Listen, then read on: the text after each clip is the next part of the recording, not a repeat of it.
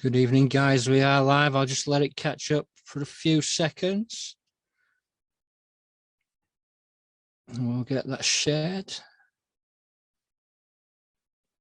Good evening, guys. Welcome to season 2 of Alive and Undrugged, episode 2. We are with Steve Wraith tonight. Thanks as always to our sponsors, Cannabis, CBD, and Mr. James Jeffries. Welcome, Steve. Thanks for coming on. It's been a long time coming.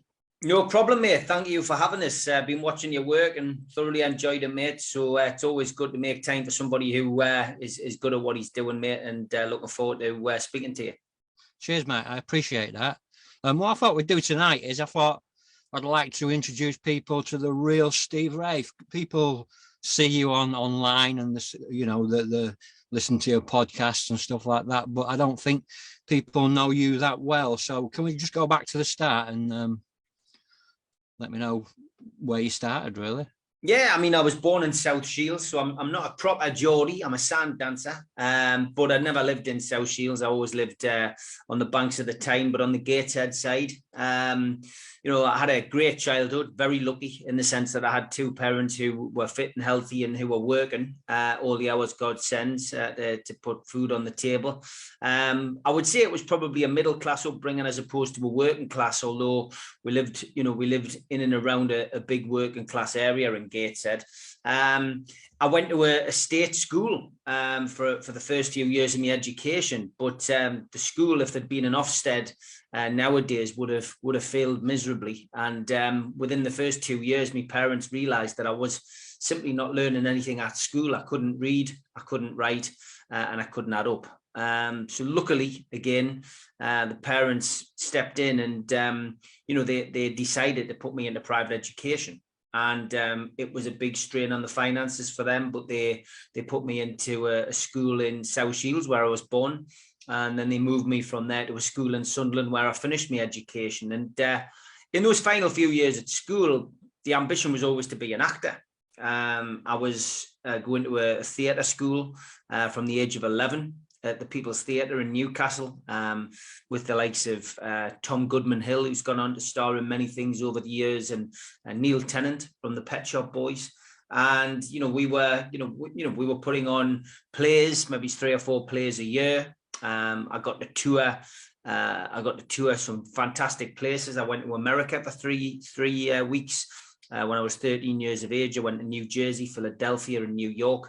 And then when I was 16, I went to Russia for a couple of weeks and I played the Artful Dodger. So I really didn't stick in at school, Jack. I basically had the ambition of being an actor, and I felt that being an actor meant I didn't really have to study. So at school, I was the class clown. I used to entertain the other pupils at the expense of my education, it has to be said. And I had a lot of personality clashes with the teachers at school. And, I just spent more time outside the headmaster's office and inside the headmaster's office getting disciplined by him, whether it be the strap or the cane, which was perfectly legal in those days, or getting the detention. Yeah, school and me just didn't work. We didn't see eye to eye. However, the path of my life probably changed direction while I was at school, when an English teacher had to go for some operation and he never came back. And a new English teacher came in, and I was in the first year of doing GCSE exams.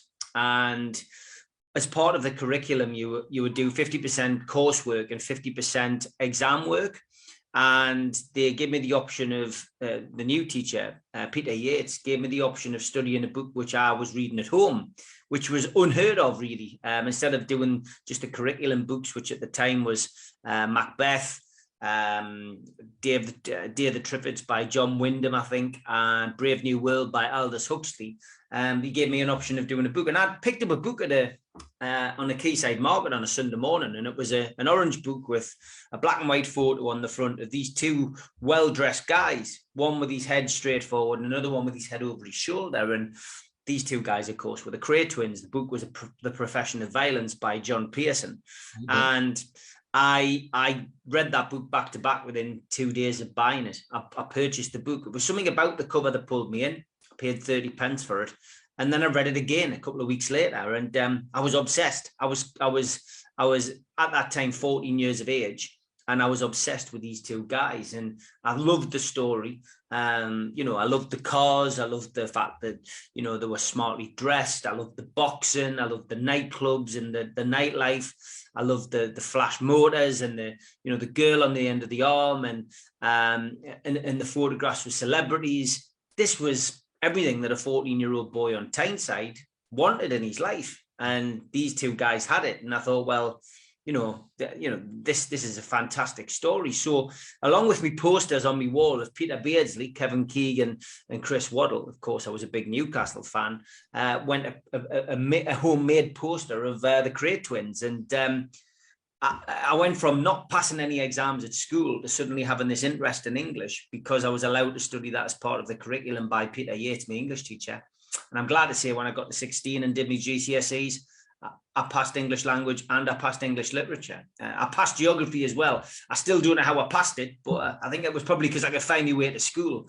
But yeah, that was it, Jack. I passed my exams because of the Krays, and that in itself was something that led to me writing a letter to both Ronnie and Reggie, who were both locked up at the time.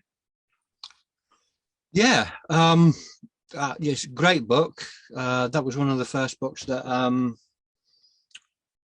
I read, actually, one of the first crime books that I read back in the day. I didn't, like you, I had trouble with my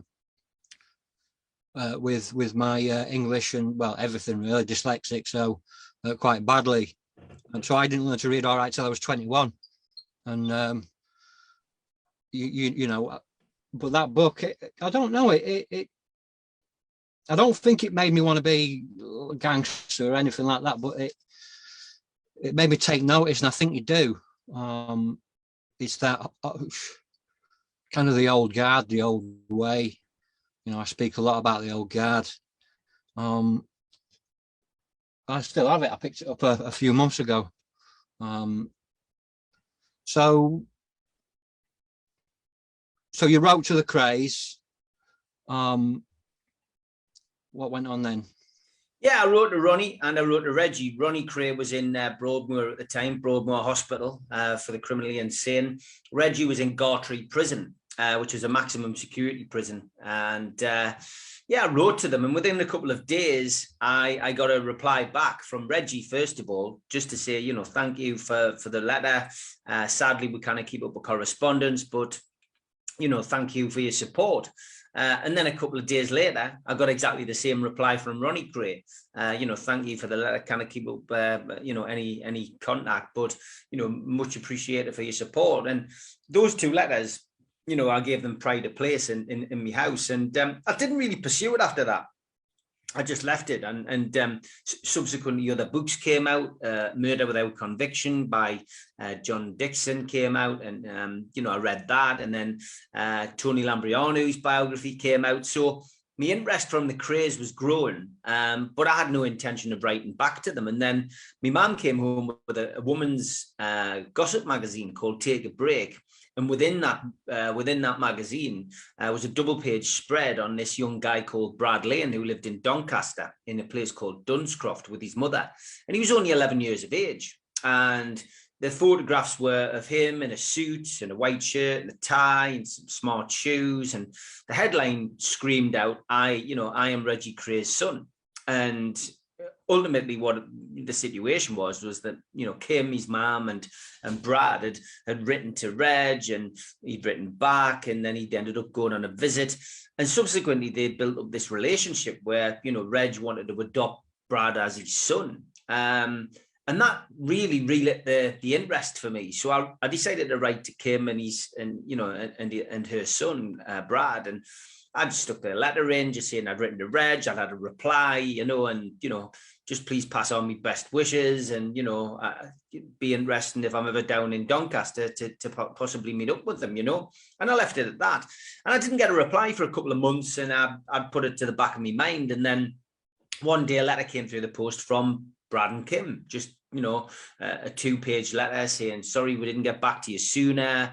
We would have liked to have, you know, we would like to have, and, you know, we hope this finds you well. And we've included a couple of photographs you might not have seen of Reg and Ron, and they were just black and white photo stats. And I was like, wow, this is incredible. And at the top, they'd put the phone number and they said, we're looking at doing some memorabilia and merchandise. And at the time, I'd left school and I'd gone into doing T-shirts. I was making T-shirts of former Newcastle players and current Newcastle players, you know, just designing them, sticking them on T-shirts and then sticking them in, you know, sticking them on sale outside the ground and making a few quid. And we just decided then, look, let's do one of the Krays. So we mocked up one of the Krays, me and my mate. And, you know, we sent it down to Kim for her eyes, and she mentioned it to Reg, and Reg liked the idea. And I was going down to Doncaster for, you know, a bit of a holiday, really. My mate lived in Scunthorpe, and I mentioned it to them that I was coming down, and they said, look, why don't you come and see us on one of the days that you're down here?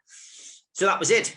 I went down to Doncaster on this day, and Brad and Kim picked me up at the station. They took me down to their terraced house in Dunscroft, and you know, we got talking. We had a cuppa, and then Brad and Kim took me upstairs and showed me the spare bedroom. And I walked in, and it was like a shrine to the Kray Twins. In the wardrobe were some of Reg's old suits. On the wall were various photographs, which I'd never seen before, and pictures. There was a picture disc up there, which Reg had recently released. There was books. And then there was this box of old photos. And in the box of old photos was Ronnie and Reggie and Francis's wedding photographs, which of course were taken by David Bailey. It was the ultimate Kray museum in a terraced house in Doncaster, and I was fascinated, and, you know, like a kid in the proverbial sweet shop, I guess. Anyway, we went back downstairs. I was getting ready to go, and then the phone rang, and Brad rang straight to the phone. He was like, it'll be dad, and he went and picked the phone up, and of course it was Reggie Kray on the phone. And he had a chat with him, and then he passed the phone to Kim. And then Kim said, Reg would like to have a word with you. And that was it. I went across, I took the receiver off Kim, and I spoke to Reggie Kray for the first time. And it was a bit of a landmark moment. You know, I'd read the books, I'd, you know, got to know this person in the media, but, you know, and here I am now speaking to him on the telephone. And it was a brief chat.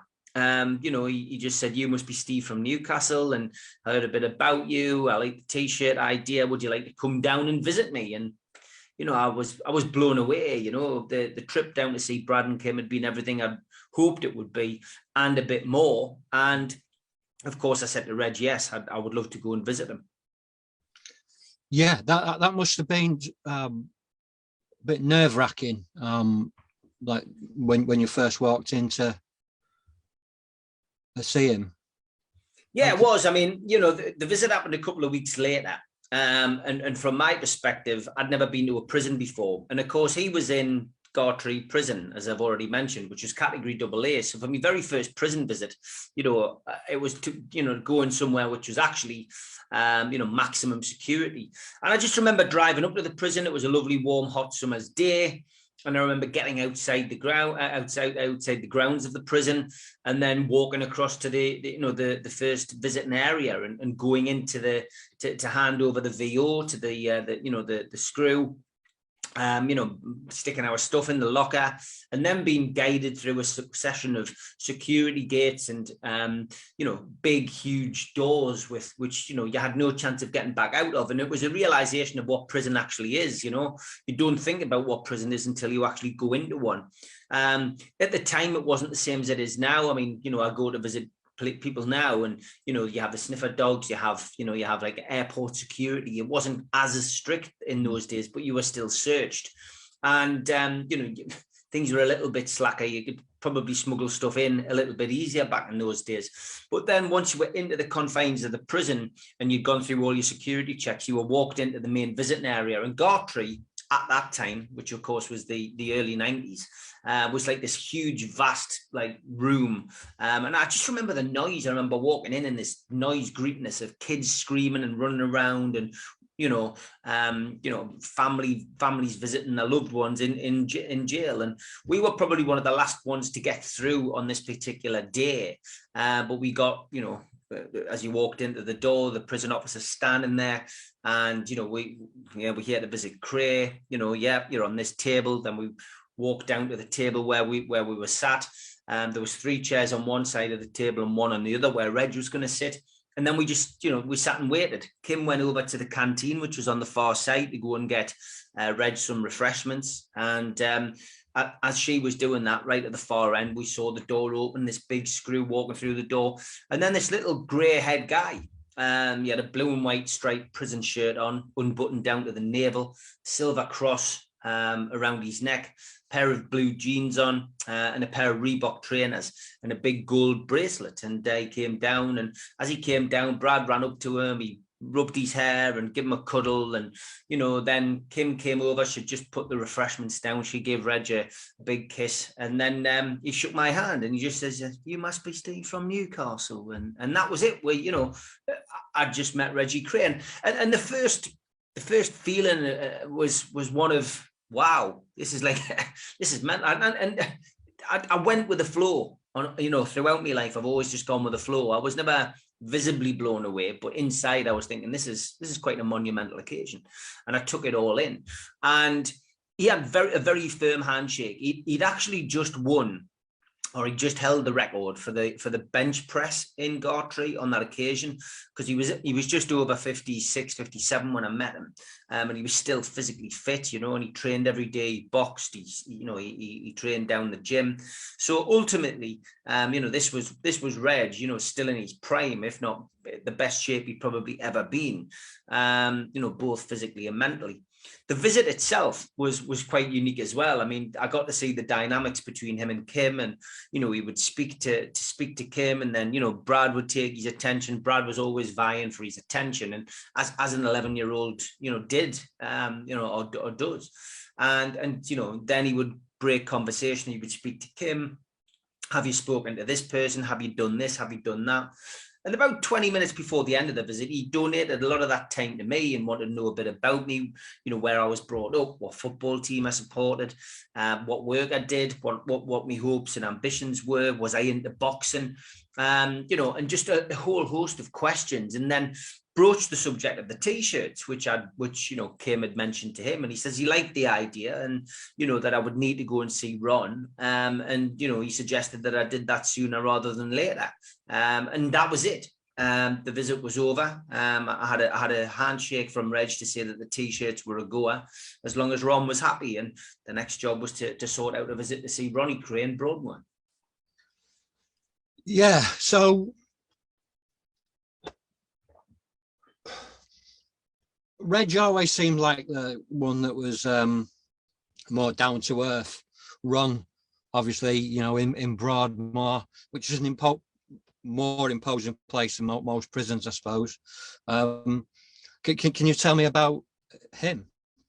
Yeah, Ronnie Kray was, Ronnie Kray was a different kettle of fish altogether. I mean, he was a fascinating character as I got to know him over the years. But that very first trip to Broadmoor was quite tiring, because I had to get 3 trains to get there for starters. I had to go from Newcastle to King's Cross to Reading, and then Reading to Berkshire.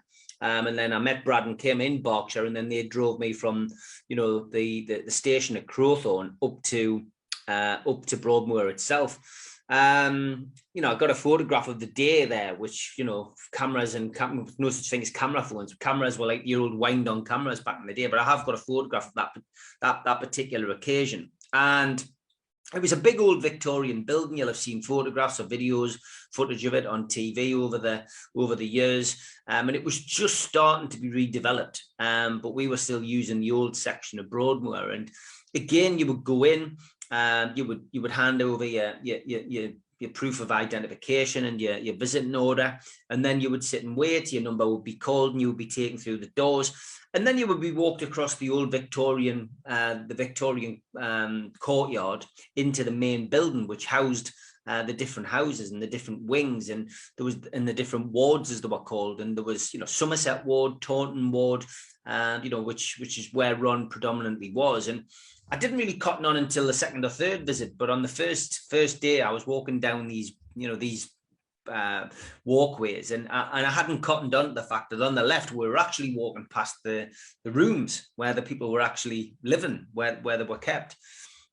When we walked past Ron's room on that first day, and I hadn't realised, as we came to the visiting area, it was a big like theatre room. You would walk in. On the left-hand side was a stage.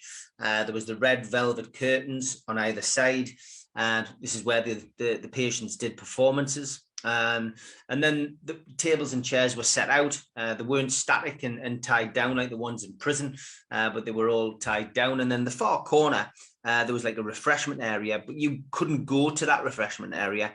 The nurses would come and serve you at your table. And at the very far end, there was a big open door conservatory out into the gardens, where if you'd booked to go into the gardens with the patient, then you could go. You couldn't just walk out there at your will.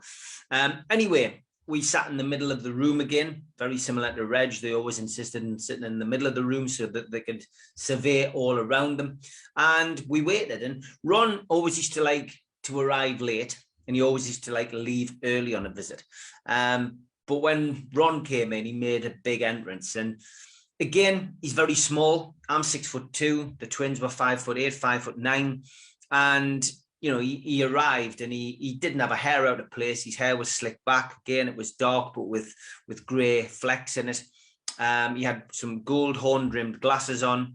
He had a lovely pinstripe suit, black with white pinstripes, fresh white shirt, RK embroidered into his shirt pocket, a tie with a gold tie pin, a pair of Gucci shoes, and a pinky ring. And as he walked towards us, you know, he just carried that air of menace, it has to be said. He was very much stuck in a time warp. He was living in a time warp. Reg was living in the real world, but Ron was still carrying that air of the 1960s. And again, he wasn't as welcoming with Brad, but he gave Kim a kiss, and then he shook my hand, and again, a very strong grip. Difference between Reg and Ron was very piercing black eyes. The eyes looked through you, and you could tell that this man, you know, clearly had issues and clearly was a dangerous man, despite the amount of drugs that he was taking, Stematol, etc., inside Broadmoor. But yeah, I found the visit fascinating. He had a lot more time for me, and his opening line, it always amuses me. You know, he put his hand on my leg and he just goes, "Steve, you don't mind that I'm bisexual, do you?" And I laughed and I went, "Look, Ron," I says, "I'm not that way inclined. So as long as you've got no desires on me." And he just looked over his glasses and went, "Good, good," as he took a draw on his John Player special. And that was one of the things that he did on a regular basis. During the visits, he would smoke, chain smoke, anything in the region of 30 to 40 John Player specials. He would never finish the cigarette. He would smoke it halfway down. He would stub it out, and then he'd click his fingers and the nurse would come over and light another cigarette. And yeah, he was fascinated. He was interested in me, interested in what I was doing. You know, he was more interested in current affairs. He wasn't as business orientated as Reg was on visits, but he just had a general interest in what was going on in the outside world. He was a bit of a gossip. And he liked to have a laugh, and generally just completely different to Reg in the sense of, you know, how he would conduct these visits. And at the end of the visit, the very first one, he said that he would like to take us on a cruise. Now, the significance of a cruise to me and somebody who was bisexual didn't quite grasp it at that young age that I was at. And bearing in mind, I was 16 years of old, coming on to 17 at this particular time, and he said, "Would you like to come on a cruise when I get out?" And I went, yeah, that would be great. Never thinking for a minute you get out anyway. But a few days later, when I got home, there was a thud through the letterbox. And my mum shouted up the stairs, and she went, "Stephen, there's a bit of post for you. It looks like it's from one of the twins." And it was a big foolscap envelope with Ron's writing on the front. And as I opened it up, I laughed because out of it came a full brochure for cruises, Hispanic cruises. And I mean, years later, I mean, he passed away in 95. It's why when I went to Ron's funeral, I was bodyguard at the funeral for Charlie Kray, the elder brother. I sent a wreath with with a cruise ship on with Ron on the side. So yeah, it's fascinating, you know, going back and just remembering those days, you know. So there's a lot of films about the Krays. Which one would you say is the closest to how they were perceived by you? There's no doubt about it. Ray Burgess and Dominic Antiano's version of the Krays, which was released in 1990, is the most accurate. Very difficult to cram the Krays' life into 2 hours of cinematography, but those performances by the Kemp brothers were probably the best as well for performance, I would have said.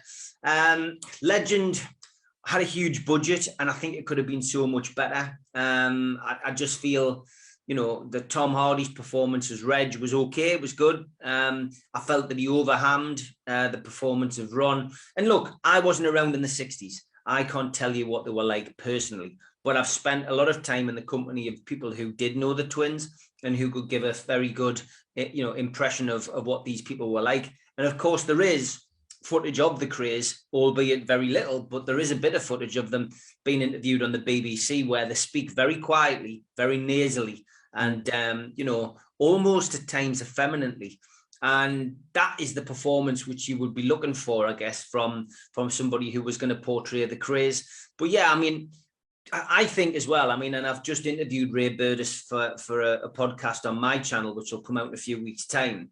And we specifically talk about the Krays film. And I did say to him, what would you have thought, that about other Krays film being made? And would you be surprised to know that yours had still stood the test of time? And he said, yeah, he says, I'm delighted because it shows that we made the right decisions. And I think he did.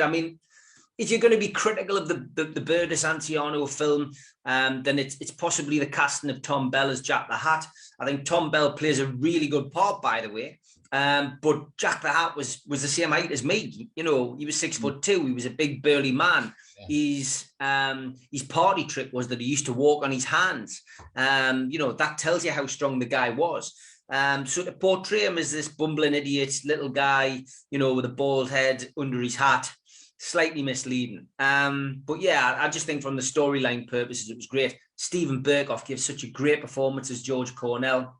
And Billy Whitelaw, of course, plays Violet Kray fantastically well as well. Some really good performances, some strong performances in it. And the twins weren't happy with it, of course. The twins were disappointed in the film because their mother swears in the film. And of course, they insisted that Violet never swore in real life.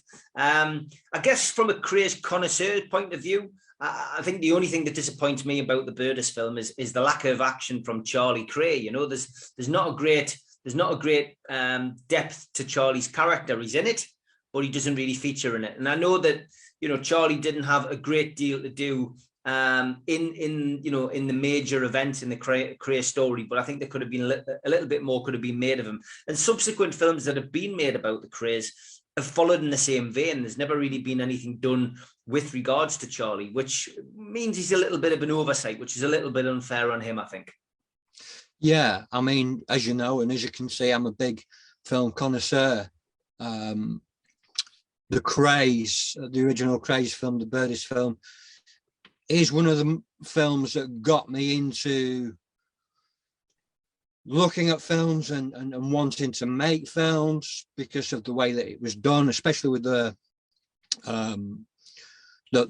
poem. I've got a great interest in poetry, as you know, and the poem in there when the stud and the read from the book in the classroom, and their favorite word is crocodile.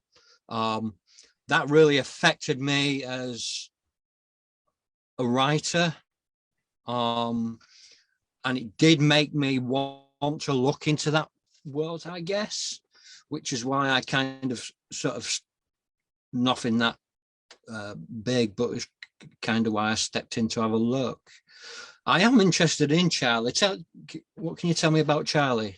Well, Charlie was a completely different kettle of fish again for me. He was very like a wicked uncle for me in the sense that he was on the outside, so I wasn't having to visit him in prison at the time when I first met him. And we just built up a social relationship. He opened a lot of the doors in London for me, which was very kind of him. He didn't have to do that, but he took me out to the clubs and the bars, and as I got older, I became a regular in London and got to, to visit a lot of these places on my own. But yeah, he was a social animal. He enjoyed the company of ladies as well, which was just typical of him. He was a bit of a showboater, but somebody who was always the life and soul of a party. And I got to know him really well. And the problems always were between him and the twins, that they always felt that he was making money on the outside and he wasn't giving anything to them, and he was making money off their name. So they did have a lot of arguments. I was in the middle of one of these particular arguments when I'd started making the T-shirts, and the T-shirts were doing well in Newcastle, and then we branched out to Sunderland and Middlesbrough, and then down to Yorkshire. And eventually the T-shirts were getting, traction all over the UK. And I had been approached to do some in London. And in the old days, believe it or not, this was all done on the phone, or it was done by letter. There was no computers at the time. Computers were in their infancy, really just starting out. And we were at the very forefront of the Krays merchandise by this point. And we got a guy who wouldn't take our T-shirts in London because there was somebody already producing them. So, I had to, find out who was trying to do these T-shirts. It took me 2 weeks to find out. And eventually I got given a number for an antique shop in Croydon. And I had to ring up on a Wednesday afternoon to speak to the person who was doing these T-shirts. And it turned out that this person was Charlie Kray. So I had to go back to the twins and say, it's your brother who is making these T-shirts. And that's the reason we can't put them on sale down in London. They weren't very happy, as you can imagine. And for a year, they didn't speak to him. I've got letters which I still have today where, they refer to Charlie as Mr. X. Have you heard anything from Mr. X? They wouldn't even give him the surname anymore, which is bizarre. But ultimately with Charlie, he didn't have a great deal of money. He was living day to day, week to week. He had a girlfriend who he lived with at the time, and he made bits and bobs here and there. He did okay off the 1990 film and off the subsequent release of videotapes and rentals at places like Blockbusters. But gradually that money just weaned away. He wasted it, drank it, whatever, The sad thing was that, he was always going to be a target because of his name. And subsequently, he ended up being targeted by the police. And unfortunately, like his brothers, he ended up back behind bars and eventually dying in prison. Yeah, I always found Charlie's story to be quite sad. What's the book? Is it the Krays, My Brothers and Me? Is it the book? Great book. I always thought that he got the raw end of the deal. Do you think they were they unjustly punished for so long? Do you think? I think so, mate. Yeah, because look, the Richardsons, for example, were their biggest rivals, and they were given hefty sentences in and around the 60s at the same time. And, they were finally released. The great train robbers who robbed money from the Queen's train were given horrendous sentences, but they saw the light of day.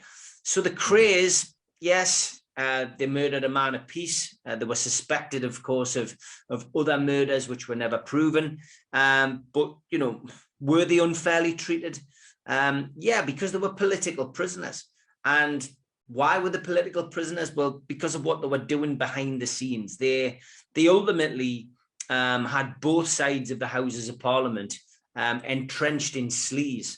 For example, Lord Boothby, who was a conservative peer, very good friends with Winston Churchill, of course. He had a tendency for young boys and had, infamously been photographed with Ronnie Kray, wining and dining them at his residence at the Houses of Parliament. And, that was then, photograph was then circulated to the newspapers, and the headlines screamed "Gangster in the Pier." Huge damage to Boothby's reputation, but a huge boost to the Krays. And for Boothby, he also had stood up in the Houses of Parliament and actually spoke up for the Krays on one occasion. So, it became, it became embarrassing for the Conservatives, but it was also embarrassing for Labour, because Tom Dryburgh, who was a Labour MP, also had a tendency for young boys and had also been photographed with the twins and was also embroiled in whatever seediness was going on, in Cedra Court in Ron's flat. The understanding, of course, is that they were supplying boys and young boys to these MPs, that there was photographic evidence of this and of other people, other influential people, in very compromising positions. And ultimately, in 1968, when the doors went through and the Krays were all arrested, a phone call was made by Charlie Kray to his wife at the time, Dolly. And essentially he said to her, get rid of the stuff that is at my house. And he must have had all the cine film, the photographs, the negatives. Now, what Charlie meant was move it from the house, not get rid of it altogether. But Dolly misinterpreted what Charlie had actually meant. And she got an old brazier outside, put everything in it and set it alight. And all of the evidence, all of the stuff which probably would have got the Krays off, went up in flames. Now, I'm not sure who knew about this other than the Krays. I certainly don't think any of the investigating officers knew about this. And I don't think any of the MPs and judges knew about it. There was always that fear that something at some point would come out. And I think that's why they were always kept inside, because could you have imagined Reggie Kray or Ronnie Kray coming out and going on to something like Wogan or the Russell Hartley TV show or whatever, going onto a platform like that, which was really quite possible, as we've seen in modern day, how gangsters have turned their lives around and become celebrities almost, they could have come out and said whatever. So ultimately, I think the fact that they were locked up, key thrown away, I think it suited everybody. And I think it speaks volumes that the Kray files, if you like, were slapped down, with such a heavy order on for, not being exposed until 30 years, and then subsequently again tied down for another 30 years. So that really tells me that a lot of people will have died and passed on before the truth comes out, because I think there's a lot of innuendo, a lot of stuff which people have a feeling they know about, but again, we'll never know until the files are unlocked and we can have a good rummage around and have a look in. I'm hoping I'm still going to be here to find out what the truth actually was about the Krays, but at the moment it's all just rumors and counter rumors. But that is the reason I think they never got out. The other reason that Reg was never released has to be because he never ever showed remorse. He refused to apologize for killing Jack the Hat. Although he finally admitted that he killed Jack the Hat, he never ever showed remorse. And on a couple of visits, we ended up talking about it. I did say to Reg once, why don't you just, say you're sorry? He said, because I'm not. He says, I killed Jack the Hat because he was going to kill me. And, he says, for me, it was kill or be killed. And, I had no option. And I can see that in one way, but in another way, to spend 32 years of your life in prison, was it really worth it? I don't think so. So yeah, it's all basically down to that. I think that, Reggie Kray was never released. As for Ron, he would never have been released. He was mentally unbalanced. He was a paranoid schizophrenic. And although now we see a lot of people who are in that, who are diagnosed with schizophrenia, are allowed to walk the streets because they're trusted with a medication.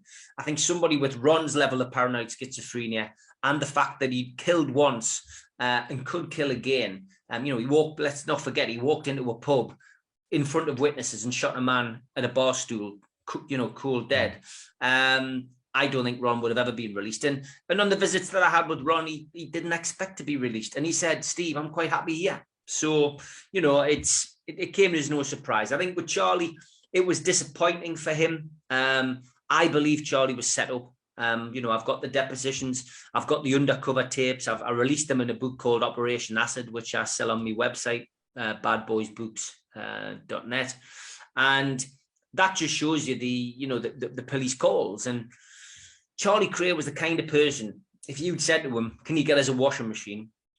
He'd go, yeah, I can sort that out. Then he'd make 3 calls. He'd get you a washing machine for 150 quid, and he'd add 50 quid on for himself. That was what Charlie Kray was like. Unfortunately, somebody asked him if it could get him some cocaine, and he went, yeah, I can sort that out. And, you know, the rest is history. He sorted, you know, he made the call. He left them to get on with the deal. Then he was arrested as the mastermind, £78 million cocaine deal. And that was just at the time when Reggie Kray was due for parole. And I still believe to this day that that was the reason he was set up, because they thought, we cannot justify not letting Reg Kray out now after he's done his 30-year tariff. How do we stop this? I know. Let's get the oldest Kray banged up and put the Kray name in the headlines for all the wrong reasons. And I've got to be honest as well with Reg. You know, he didn't have a great track record inside. He wouldn't do any of the courses to come down in categories, although he did eventually drop from a category A to a category B, category down to category B prison. And he did have a problem with alcohol in prison. At times he would come off visits drunk. People would smuggle drink in for him, and he did have a tendency for younger prisoners inside jail. So, you know, he had a few things on his record for harassing young offenders.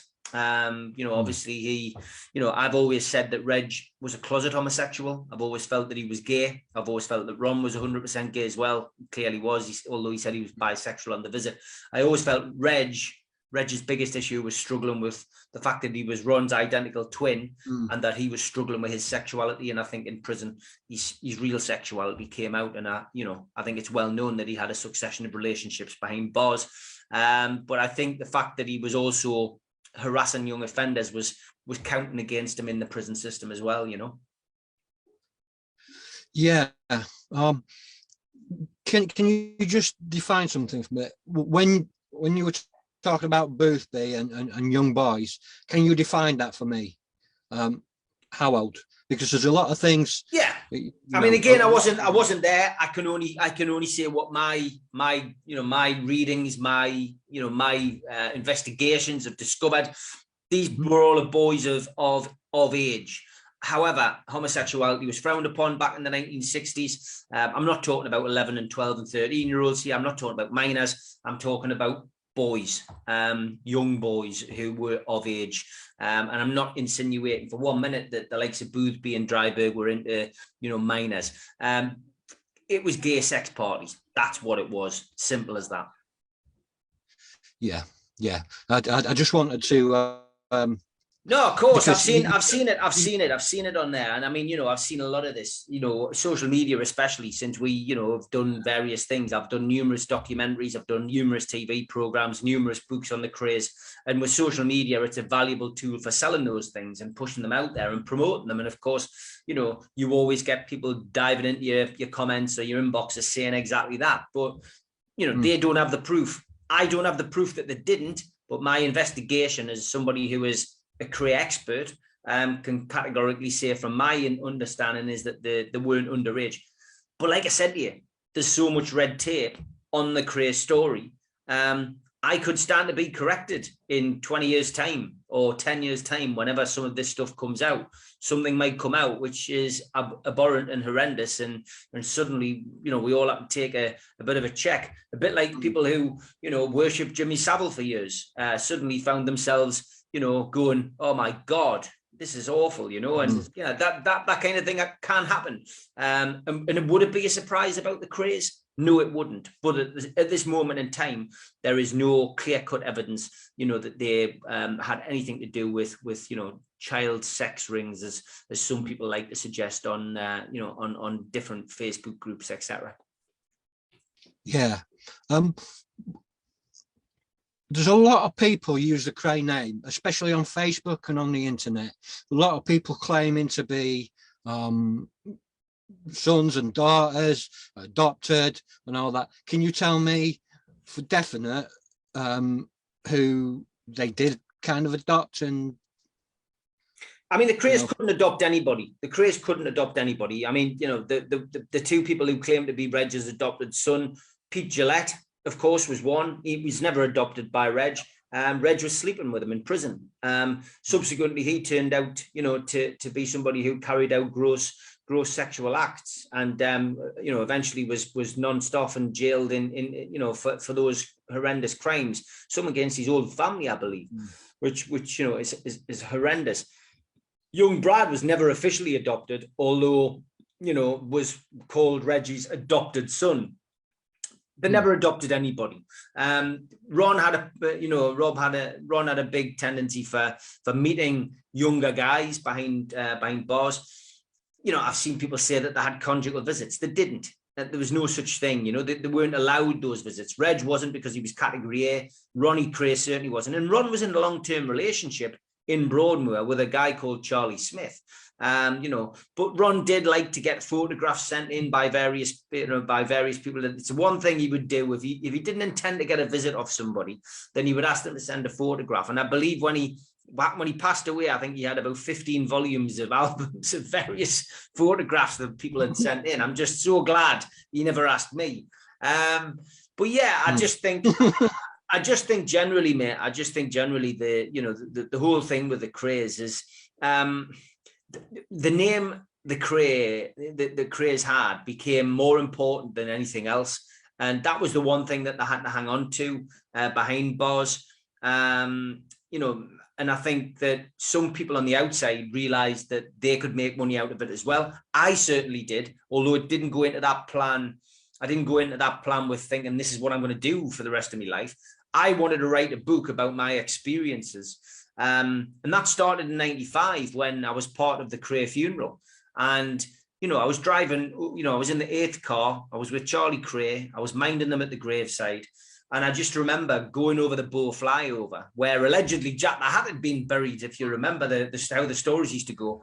And all the workmen were standing, they'd stopped work. They had the yellow hard hats on. They took them off. They had them on their chest. And they were like bowed as we went past. And I was like, this is surreal. This is for a murderer. There's a funeral here as big as Churchill's. And this is for a murderer. And I think I had a big wake-up call at that stage, in 1995.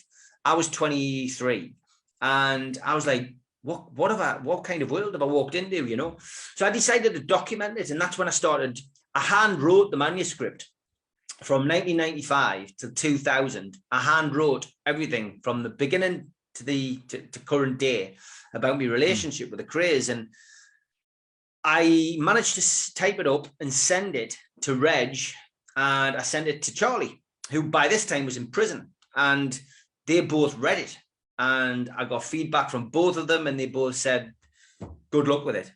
It's good. It's a basic book. It's good. We like it. We haven't got any problems with it. Within 6 months, they were both dead. The book didn't come out for another 3 years. It took us that time to tidy it up, to get somebody to help us do that, and then to get a publisher.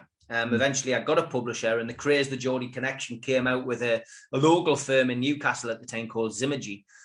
He did an initial print run of 5,000, and then Pan Publishing took it on, and they did 20,000 copies. So that book, written by me, handwritten, on paper, I've still got that paper manuscript, did 25,000 copies. And I was blown away, and it ended up in a box set with Freddie Foreman's, with Roy Shaw's, Lenny McLean's, and the Train Robbers. And I was like, wow, I've gone from reading a book at school to suddenly having my own book, my own story, and my own book written with these guys. Did the Krays have any kids? Ronnie and Reggie didn't. There's rumours that they had Reg had a son with Christine Boyce. Again, is that true? I don't think so. It would be very surprising if it was. I've seen one or two people over the years who've looked a little bit like Reg. Maybe that's where they got the idea from. Charlie had kids, of course, but Gary, his son, tragically passed away while Charlie was alive. And he did have a couple of other offspring, but they don't have the name, they don't court the publicity, and they don't want it. But I guess it's always that big mystery. Did Reggie Kray have a kid?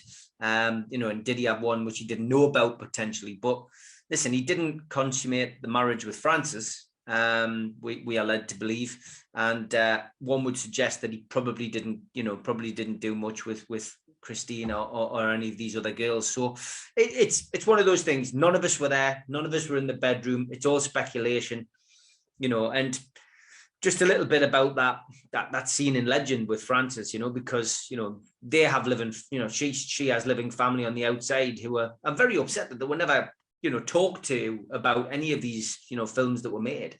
And I think the thing that Legend really annoyed me was the fact that it showed him beating suggested that he beat her and then, then sexually attacked her. I think that's just ridiculous. I mean, that wasn't in Reg's nature.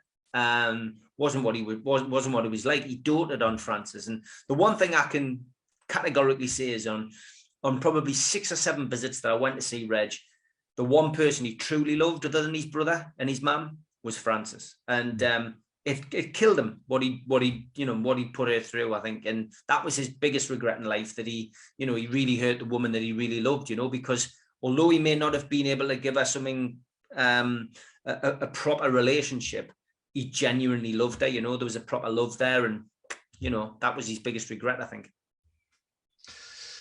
Yeah, I mean, I guess I kind of feel a bit close to the Krays. They, was it Reg that died just a few miles down the road at the townhouse? In Norwich, about 9 mile away, 10 mile away from there. So and I've always kind of felt an affinity for the story, but never really sort of understood. You can watch the films and you can read the books, but until you speak to people that knew them, that actually met them, that really knew them, I don't think you ever know. And I think I've certainly learned a lot from what you've said. So I want to thank you for that. Just before we finish, you've written books about Freddie Foreman. Can you tell me a little bit about Freddie and some of the other? Yeah, I mean, like I say, I walked into the book, The Profession of Violence. I met all the major characters, and I walked out the other end, with an experience of meeting them all. Freddie has become a really good friend. I mean, he's 90 this year, 90 in March. I am gutted, really, that COVID has affected the routine that we had, because prior to that, I was up and down to London seeing Fred at least once, if not twice a month, checking in and making sure he was all right. Would have something to eat, would chat about the old days. That's been denied. That company has been denied really through COVID. I've got a lot of respect for him. I got to know him, in 1995. We met at Ronnie Krays' funeral because he'd lived in Spain, and then he was arrested and came back and had to serve a sentence. He was actually out on day release for Ronnie Krays' funeral. And Charlie Kray introduced me to Freddie Foreman. And when he came out, we met up, and we became really good friends. But yeah, Fred is the real deal. He was the man who controlled London. There's no doubt about that. From his base in South London, and he's one of the most respected, if not the respected man in London. Probably alongside him is Joe Pyle Senior, who I also got to know very well. Joe Pyle was a mediator between all 4 sides of London, and I spent some great nights in his company. I was there the day before he died. I went down to visit him with a guy called Kenny Anderson from Newcastle, Panda. We went down to his house. He was hit by this horrible, debilitating disease, which had caused him to lose a lot of weight.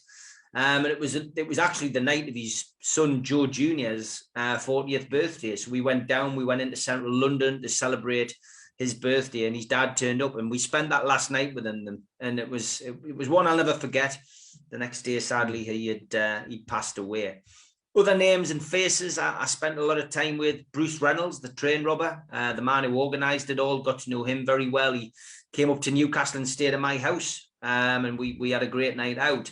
Howard Marks, Mr. Nice, another fascinating character who, as a promoter, I put him on in Newcastle on more than one occasion, but also went to various festivals where he was performing just to go and see him and have a catch up with him. Always a great guy, and somebody I miss, dearly, just to have a chat with on the phone. And currently, obviously, I visit Charlie Salvador. At the moment, COVID again restricts us from going to see him. He doesn't like to have visits, closed visits. So, you know, we're left to just speaking on the phone at the moment. But with Charlie Salvador, he is somebody who I have known best part of 26 years now.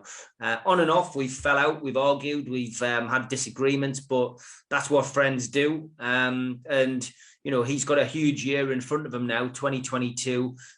His parole hearing has been suspended for a year, but it's coming up in September now. And he's just hoping as he hits 70 that there's a chance of those gates opening and him to walk out and taste a little bit of freedom, you know, because he's behaved himself. He's not the man he was in sense of, you know, rebelling against the system. He screwed his loaf on, despite them trying to wind him up on numerous occasions in recent years. And he's just hoping he gets the same chance as everybody else, because I think what people have got to remember with Charlie Salvador is he's never killed anybody. Do you know what I mean? He's not a danger to society. He just needs that opportunity to be able to come out and you know, smell the fresh air and, you know, and enjoy things before he passes away and shuffles off this mortal coil, you know. Yeah, is it 46 years, something like that he's done? Crazy, with the exception of 80 days, which he got out briefly. It's a tragedy, really. But he knows he's only got himself to blame. He knows that going up onto the roof of prisons and Broadmoor and causing millions of pounds worth of damage, you know, kidnapping screws, you know, tickling terrorists' feet with feathers whilst he was holding them hostage, all of those kind of things. It's funny when we look back on it, but it's what's got him into this mess, you know. 23 years in solitary confinement, locked behind a door, getting your food fed through a cage, yet he's still as bright as a button. He's still got his sanity, and he's done well to survive it, you know. He's you know, he's a hell of a character as well. And that, you know, we came to an agreement about recording some phone calls over a period of a year, with the idea of releasing them, which, you know, I did put them out on my YouTube channel last year. It cost him 6 weeks of phone calls, but it was worth it, because the end goal meant that people could hear who Charlie Salvador was, what his true character was, what his views were on certain things. And that plan that we had probably worked out really well. And I hope that, you know, well, I know it has, because I've seen the comments on the YouTube channel on the Charlie Salvador tapes. People's attitude changed when they heard them. And, you know, they can't believe that this guy is still locked up. So hopefully, because he's won the case for a public hearing, he may get a fairer chance and he may get a fairer hearing, and we might see Charlie Salvador come out of prison this year. It would be nice. I do feel he has a raw deal. You know, I've only communicated with him on a basic level. You know, he supplied the one of the prologues for the or introductions for the book that we did together, and you know, he was nice enough. You know, and everybody that I've spoken to have said that he's, you know, and is nice enough. And you know, I know the Massey family speak really high of him. You know, he's somebody that I'd love to speak to. You know, I think I'm going to step out in faith and communicate with him. I think that'd be nice. I think I am aware of time. I'm aware that I think you've got another one going on after this. So I will call an end today. I'd love to get you on for a part 2. Yeah, listen, I'm more than happy to do it, mate, 100%. So yeah, let's sort of part 2 out, mate, and keep up the good work, mate. It's been great watching you progress. I mean, obviously you started this, and you've had some great guests on, mate, and that more power to the elbow. Plus, as I said before we came on air, you know, you've managed to avoid all the controversy and all the negativity that seems to surround some podcasts. So well done, you. Yeah, that was one thing that I said right at the start, that, you know, I may get controversial subjects and I may get some guests on that, you know, like Frank Portinari, who is a self-confessed terrorist. You know, I've had some great guests and you know, some people that have said yes that I didn't think they would, Blexy. But I try to stay away from the politics of the podcast. I don't find myself fitting into any one genre. As we said before, I try to keep myself open to discuss anything. You know, if the first season was mixed if you can say anything about it, it went from recovery to murder to terrorism to lots of different things, hunting Kevin Pyle, which was great. And I want to champion a lot more women this year. You know, I think that's important. I don't think there's enough female voices out there. And I just think it's sad that, you know, I know it gets numbers, and I know it's good for publicity, but I just don't want to get stuck in that. You know, I just don't think it's sensible, is it?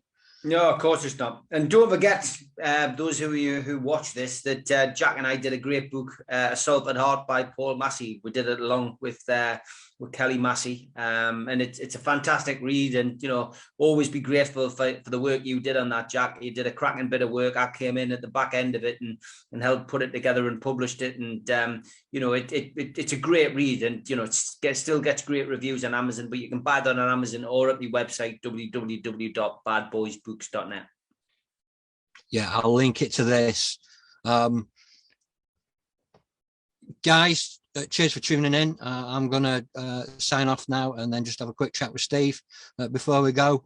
Thanks as always. Your support is absolutely loved. And I love doing this, and I love the fact that I've got my own little loyal base of followers.